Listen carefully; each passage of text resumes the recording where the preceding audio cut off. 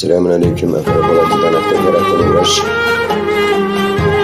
All my artists from my dear toward people, to my own sisters and holy brothers. Tüm evren sıracılarından, tüm acılarıyla. Eli kızımın 55-56 gündür evden gidip de gelmeyen sevgili kelebekleri kızıma hasreti, acısıyla nerede ne yaptığını bilmezliğin verdiği acı. Akıbetinin başına gelenin acısıyla, orman yangınlarımızın acılarıyla, orman yangınlarındakinden Rabbimin güzel varlıkları, solucanlar, sinekler, karıncalar, böcekler, kuşlar, kaplumbağalar, kurbağaların acılarıyla ve tüm dünyadaki mazlumların acılarıyla selamun aleyküm ve rahmetullahi ve berekatuhu. Bismillahirrahmanirrahim.